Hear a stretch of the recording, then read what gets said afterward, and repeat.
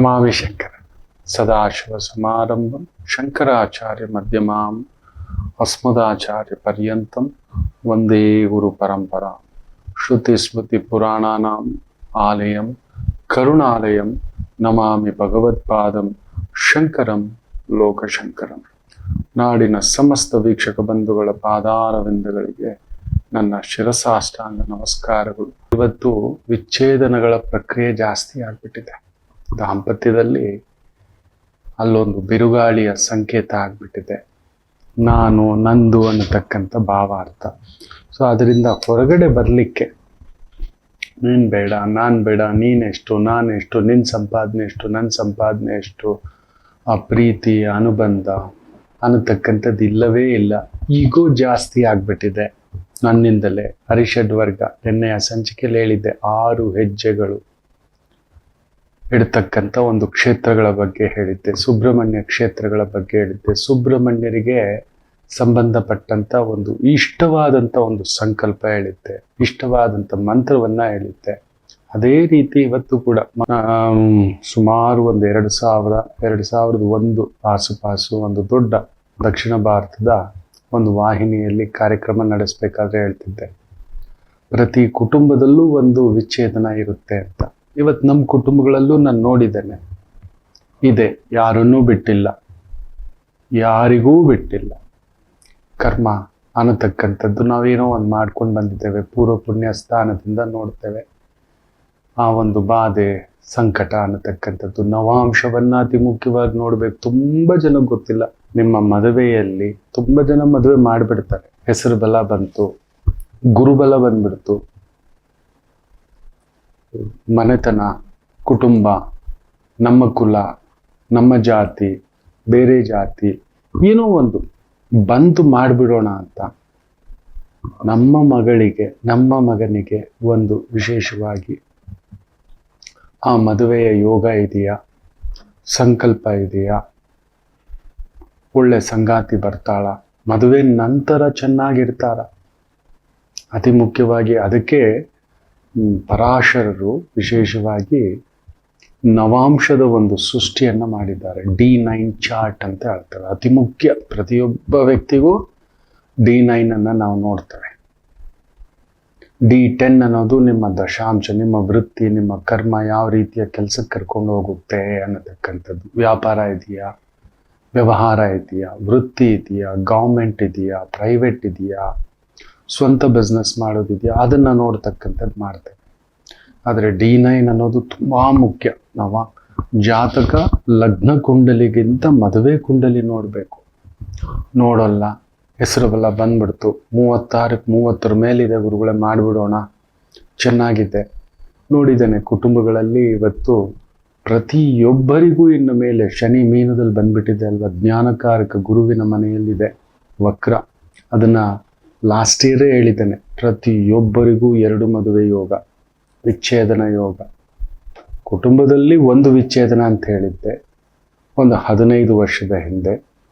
ಈಗ ಹೇಳ್ತಿದ್ದಾನೆ, ಪ್ರತಿಯೊಬ್ಬರಿಗೂ ಇನ್ನು ಮೇಲೆ ಮದುವೆ ಆಗ್ತಕ್ಕಂಥವ್ರು ಮದುವೆವರೆಗೂ ಬಂದು ಮುರಿಯೋದು, ಮಾತುಕತೆಯಾಗಿ ಮುರಿಯೋದು, ಇಷ್ಟಪಟ್ಟು ಮದುವೆಯಾಗಿ ಮುರಿಯೋದು, ಬಂಧುಗಳು ನೋಡಿ, ಕುಟುಂಬ ನೋಡಿ ಮದುವೆ ಮಾಡಿ ಮುರಿಯತಕ್ಕಂಥದ್ದು, ಇಲ್ಲ ಮದುವೆಯಾಗಿ ಎಲ್ಲೋ ಒಂದು ಘರ್ಷಣೆಯಾಗಿ ಮುರಿಯತಕ್ಕಂಥದ್ದು ಜಾಸ್ತಿ. ಇದನ್ನ ತಿಳ್ಕೊಂಡಿದ್ರು ಹಿರಿಯರು. ಅದಕ್ಕೆ D9 ಅನ್ನ ಸ್ಟಡಿ ಮಾಡಿ ಅಂತ ಹೇಳ್ತಾರೆ. ಮದುವೆ ಆಗೋದಕ್ಕೆ ಮೊದಲು ಅಂತ ಆತುರ ಏನು ಮಕ್ಕಳೇ, ಏನು ರಾಜ್ಯ ಮುಳುಗೋಗಲ್ಲ, ರಾಜ್ಯ ಸಿಗೋಲ್ಲ, ದೊಡ್ಡ ಪದವಿ ಸಿಗೋಲ್ಲ, ದೊಡ್ಡ ಪ್ರತಿಷ್ಠೆ ಸಿಗೋಲ್ಲ, ಎಲ್ಲ ಕೇಳ್ಕೊಂಡು ಬರ್ಬೇಕು ನಾವು. ಒಳ್ಳೆ ಸಂಗಾತಿ ಸಿಗಬೇಕು ಅಂದ್ರೆ ಭಗವಂತನಿಟ್ಟಿರತಕ್ಕಂಥ ಒಂದು ನಾಟಕದಲ್ಲಿ ಮದುವೆ ಅನ್ನೋದು ಒಂದು ಅದ್ಭುತ. ಸ್ವಲ್ಪ ಕಾಯೋಣ. ಶುಕ್ರ ಬೇರೆ ನೀಚ ಆಗಿರತಕ್ಕಂಥದ್ದು. ಇನ್ನು ಮದುವೆಗಳು ನೆಮ್ಮದಿ ಕೊಡುವುದಿಲ್ಲ. ಮದುವೆಗಳು ಕೊಡೋದು ತಗೊಳ್ಳೋದರ ಮೇಲೆ ನಿರ್ಧಾರ ಆಗಿರುತ್ತೆ. ಇನ್ಮೇಲೆ ಅಲ್ಲೊಂದು ಭಾವನಾತ್ಮಕ ಹೊಂದಾಣಿಕೆಗಳು ಇರುವುದಿಲ್ಲ. ಅದರಲ್ಲೂ ಕಲಾವಿದರಿಗೆ ದೈವ ಕೊಟ್ಟಿರುವ ಶಾಪ ಆಗ್ಬಿಡುತ್ತೆ. ತುಂಬಾ ಕಲಾವಿದರುಗಳು ನೆಮ್ಮದಿಯಾಗಿಲ್ಲ. ಹೆಸರಿನಿಂದೆ, ಸ್ಟಾರ್ಡಮ್ ಹಿಂದೆ, ಪದವಿ ಹಿಂದೆ, ಭೋಗದ ಹಿಂದೆ, ಆ ಒಂದು ಸ್ಟೇಟಸ್ನ ಹಿಂದೆ ನಿಂತ್ಕೊಬಿಡ್ತಾರೆ. ಅದು ಹೊಡೆಯತಕ್ಕಂಥ ಒಂದು ಭಾವವಾಗ್ತಿದೆ. ಯಾರನ್ನೂ ಬಿಡ್ತಿಲ್ಲ. ಕಲಾವಿದರಿಗೆ ಶುಕ್ರ ನೀಚ, ಹುಷಾರಾಗಿರಿ. ಒಂದು ಪುಟ್ಟು ದಾನ ಹೇಳ್ತಾನೆ ಮಕ್ಕಳೇ. ಇದನ್ನ ಮಾಡಿದರೆ ದಾಂಪತ್ಯದಲ್ಲಿರತಕ್ಕಂಥ ಅನುರಾಗ ದೋಷ ಹೊರಟೋಗ್ಬಿಡುತ್ತೆ, ವಿರಹ ದೋಷ ಹೊರಟೋಗ್ಬಿಡುತ್ತೆ. ತುಂಬಾ ಸಿಂಪಲ್. ಇದು ದೇವಿ ಭಾಗವತದಲ್ಲಿದೆ. ಅಮ್ಮನವರದ್ದು ಹುಡುಕಿ ಹುಡುಕಿ ಹುಡುಕಿ ತಗೊಬಂದಿರೋದು. ನನ್ನ ಗುರುಗಳು ಮುತ್ತುಸ್ವಾಮಿ ನಂಬುದಾರಿಗಳು, ನಡೆದಾಡೋ ದೈವ ಅವರು. ಅಷ್ಟಮಂಗಳ ಪ್ರಶ್ನೆಯಲ್ಲಿ ಮಹಾನ್ ಪ್ರಕಾಂಡ ಪಂಡಿತರು. ಅವರೊಂದು ಮೇರು ಪರ್ವತ, ನಾನೊಂದು ಕೂದಲು ಲಕ್ಷ. ಅದು ಹೇಳಬಾರ್ದು, ಹೋಲಿಕೆ ಇಲ್ಲ ಬಿಡಿ. ಅಂತ ಮಹಾ ಗುರುಗಳು ಸಂತರುಗಳ ಜೊತೆ ಓಡಾಡಿದ್ದೇನೆ. ಅದನ್ನು ತಗೊಬಂದು ನಾನು ನಿಮಗೆ ಹೇಳ್ತಿದ್ದೇನೆ. ತುಂಬಾ ಒಂದು ಸುಲಭೋಪಾಯ, ತುಂಬಾ ಸುಲಭೋಪಾಯ. ತಾಂಬೂಲವನ್ನ ದಾನ ಮಾಡಬೇಕು. ವಿಳೆದೆಲೆ, ಅಡಿಕೆ, 2 ಬಾಳೆಹಣ್ಣು ಕಂಪಲ್ಸರಿ 5 ಜನಕ್ಕೆ ದಾನವಾಗಿ ಕೊಡ್ತಕ್ಕಂಥದ್ದು ಮಾಡಿ. ಗೌರಿಯೇ ಎದ್ದು ಬರುತ್ತಾಳೆ. ಮುಖ್ಯವಾಗಿ ಯಾವ ಸ್ತ್ರೀ ತನ್ನ ಮನೆ ನೆಮ್ಮದಿಯಾಗಿರ್ಬೇಕು, ತನ್ನ ಕುಟುಂಬ ನೆಮ್ಮದಿಯಾಗಿರ್ಬೇಕು, ನಿಮ್ಮ ಗಂಡನನ್ನ ವಶೀಕರಣ ಮಾಡಲು ಎಲ್ಲರೂ ಕೇಳ್ತೀರಲ್ವ, ಗುರುಗಳೇ ನಮ್ಮ ಗಂಡ ನಮ್ಮನ್ನೇ ನೋಡ್ಬೇಕು, ನಮ್ಮ ಗಂಡ ಅನ್ನತಕ್ಕಂಥವರು ಈ ಮಂಗಳವಾರ ಕಂಪಲ್ಸರಿ ಒಂದು ಒಳ್ಳೆ ಸಿಹಿ ಹೋಳಿಗೆ ಮಾಡಿ ನೈವೇದ್ಯಕ್ಕೆ ಇಡಿ.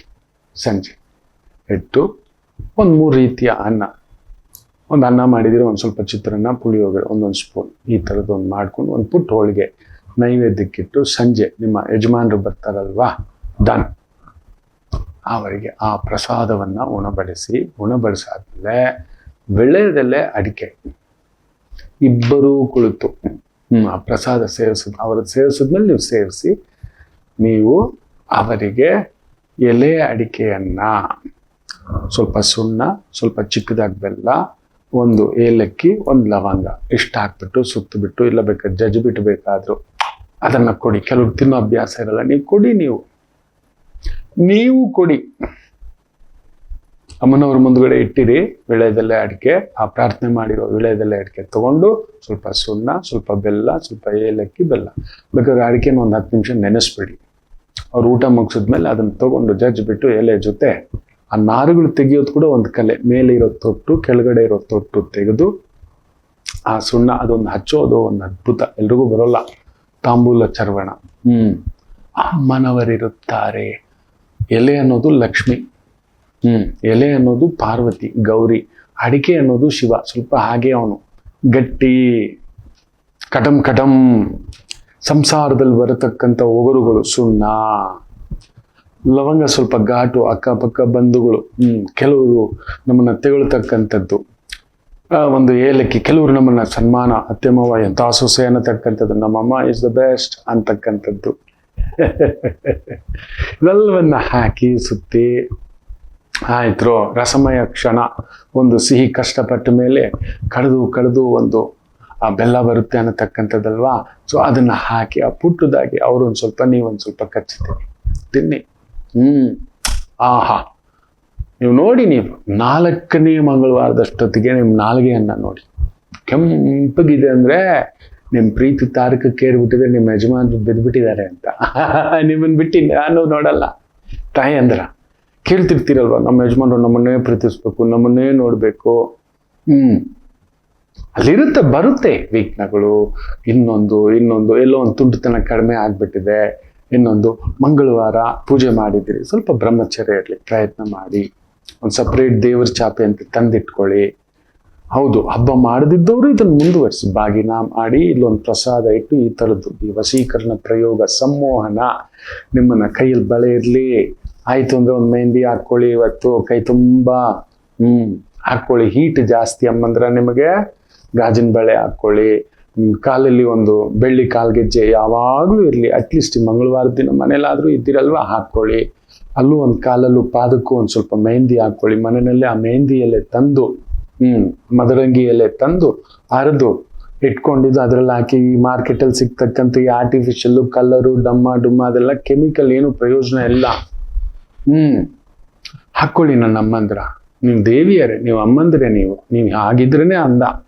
ಅಲ್ಲಿ ನೋಡಿ ಅವನು ಗಲ ಅಂತ ನಿಮ್ಮ ಸುತ್ತಲೇ ಸುತ್ತಾನೆ. ಆ ತಾಂಬೂಲ ಕೊಡ್ಸಿದ್ರಿ, ಈ 48 ದಿನ ನಿತ್ಯ ತಾಂಬೂಲ ಕೊಟ್ಟು ನೋಡಿ.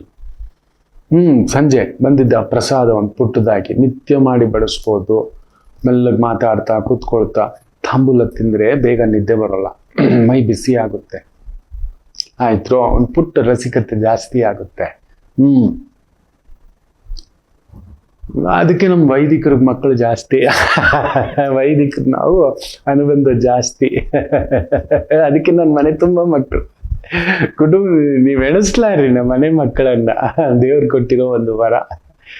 ಜಗತ್ತೇ ನನ್ನನ್ನು ಪ್ರೀತಿಸೋ ಎಷ್ಟೋ ಮಕ್ಕಳಿದ್ದಾರೆ, ಅದರ ಆನಂದ ನಿಮಗೆ ಗೊತ್ತಿಲ್ಲ. ಸೊ ನೀವು ಮಾಡ್ಕೊಳ್ಳಿ ಮಕ್ಕಳು. ನಿಮ್ಮ ಯಜಮಾನ, ನಿಮ್ಮ ಕುಟುಂಬ, ನಿಮ್ಮ ಸಂಗಾತಿ, ನಿಮ್ಮ ಹೆಂಡತಿ ನಿಮ್ಮ ಕಂಟ್ರೋಲಲ್ಲಿ ಇರ್ಬೇಕಾ? ಇಲ್ಲೇ ತಾಂಬೂಲ ಕೊಡೆ ಅಂತ ಹೇಳಿ ಕೊಟ್ಟಿದ್ದಲ್ವಾ, ಅದ್ರಲ್ಲಿ ಅರ್ಧ ಕಚ್ಬಿಟ್ಟು ಆ ತಾಯಿಗೆ ತಿನ್ಸಿ. ಅಮ್ಮ ಅಲ್ವಾ, ನಿಮ್ಮ ಅರ್ಧನಾರೀಶ್ವರಿ ಅಲ್ವಾ, ನಿಮಗೋಸ್ಕರ ಬದುಕು ಕಟ್ಟೋಳಲ್ವಾ, ಎಲ್ಲ ಬಿಟ್ಟು ಬಂದಿದ್ದಾಳಪ್ಪ ಪಾಪ. ಗೆಳೆಯರು, ಅಮ್ಮ, ಅಪ್ಪ, ಬಂಧು ಬಳಗ ಎಲ್ಲ ಮರೆತು ನಿಮ್ಮನ್ನು ಒಬ್ಬರನ್ನ ನೆಚ್ಕೊಂಡು ಬಂದಿದ್ದಾಳೆ. ಪುಟ್ಟ ಮಗುನ ಸ್ವಲ್ಪ ಮುನಿಸ್ಕೊತಾಳೆ, ಇರ್ಲಿ, ಸ್ವಲ್ಪ ಜಗಳ ಮಾಡ್ತಾಳೆ, ಇರ್ಲಿ. ತಾಯಿ ಜೀವ ಇನ್ಯಾರ ಹತ್ರ ಮಾಡಬೇಕು? ಇನ್ಯಾರ ಹತ್ರ ಕಷ್ಟ ಹೇಳ್ಕೋಬೇಕು? ಇನ್ಯಾರ ಹತ್ರ ದುಃಖ ಹೇಳ್ಕೋಬೇಕು? ಇನ್ಯಾರ ಹತ್ರ ಬಾಧೆ ಹೇಳ್ಕೋಬೇಕು? ಅಲ್ಲೊಂದು ಪುಟ್ಟದಾಗಿ ಒಂದು ಶೋಲ್ಡರ್ ಈ ಥರ ಕೊಟ್ಟು ನೋಡಿ, ನಾನು ಇದ್ದೀನಿ ಅಂತಕ್ಕಂಥದ್ದು ಅದೆಷ್ಟು ಕರಗ್ಬಿಡ್ತವೆ. ಒಂದು ಪುಟ್ಟ ಸಾರಿ, ಒಂದು ಪುಟ್ಟ ಕ್ಷಮೆ, ಒಂದು ಪುಟ್ಟ ಒಂದು ಐ ಲವ್ ಯು ಅನ್ನತಕ್ಕಂಥ ಮಾತು, ನಾನು ನಿನ್ನನ್ನು ಪ್ರೀತಿಸ್ತೇನೆ ಅಂತಕ್ಕಂಥ ಐ ಲವ್ ಯು ಬುಜ್ಜಿ ಅಂತ ಹೇಳಿ ನೋಡಿ, ಆ ತಾಯಿಗೆ ಅದೆಷ್ಟು ಆನಂದಿಸ್ಬಿಡ್ತವೆ, ನಾಚ್ಕೊಬಿಡ್ತವೆ. ಎಷ್ಟೇ ದೊಡ್ಡ ಮಕ್ಕಳಿದ್ದರೂ, ಮೊಮ್ಮಕ್ಕಳಿದ್ದರೂ ನೆನಪಿಟ್ಕೊಳ್ಳಿ, ಆ ತಾಯಿ ಬಯಸೋದು ಜಗತ್ತು ಯಾರು ಎಷ್ಟು ಪ್ರೀತಿ ಕೊಟ್ಟರು, ಎಷ್ಟೇ ದುಡ್ಡು ಕೊಟ್ಟರು, ಎಷ್ಟೇ ಅಧಿಕಾರ ಕೊಟ್ಟರು, ಅದು ಯಾವುದು ತೃಪ್ತಿ ಕೊಡಲ್ಲ. ಪಕ್ಕದಲ್ಲಿ ಯಜಮಾನ ಇದ್ರೇನೆ, ಅವನ ಒಂದು ಅನುಬಂಧದ ಅನುರಾಗದ ಆ ಒಂದು ದೃಷ್ಟಿ ಇದ್ರೇನೆ, ಅಲ್ಲೊಂದು ಪುಟ್ಟ ತುಂಟತನ ಇದ್ರೇನೆ, ಅಲ್ಲೊಂದು ಪುಟ್ಟ ಒಂದು ಕಾನ್ಫಿಡೆನ್ಸ್ನ ಕೈ ಈ ಥರ ಹಿಡ್ಕೊಳ್ಳೋದು ಅದೆಷ್ಟೋ ಆನಂದ ಕೊಟ್ಬಿಡುತ್ತೆ. ನನಗೋಸ್ಕರ ನನ್ನವ ಇದ್ದಾನೆ ಅನ್ನತಕ್ಕಂಥ ತಾಯಿ. ಮಾಡ್ಕೊಳ್ಳಿಪ್ಪ, ಒಳ್ಳೇದಾಗ್ಲಿ. ಆದಷ್ಟು ನಿಮ್ಮ ಸ್ನೇಹಿತರಿಗೂ ಆತ್ಮೀಯರಿಗೂ ಈ ಮಂಗಳಗೌರಿಯ ಈ ಒಂದು ವಶೀಕರಣ, ನಿಮ್ಮ ಯಜಮಾನರನ್ನ ಈ ಮಂಗಳಗೌರಿಗೆ ಹೇಗೆ ವಶೀಕರಣ ಮಾಡೋದಂತ ಹೇಳ್ಕೊಟ್ಟಿದ್ದೇನಲ್ವಾ, ಹಂಚಿ. ನಿಮ್ಮ ಅಕ್ಕ, ನಿಮ್ಮ ತಂಗಿ, ಎಲ್ಲರೂ ಚೆನ್ನಾಗಿರ್ಬೇಕು ಮಕ್ಕಳೇ. ಲೋಕ ಸಮಸ್ತ ಸುಖಿನೋ ಭವಂತು, ಸನ್ಮಂಗಳಾನಿ ಭವಂತು. ನಮಗಿನ್ನೇನು ಬೇಕು ವೈದಿಕರಿಗೆ? ನೀವು ಚೆನ್ನಾಗಿದ್ರೆ ಸಾಕು.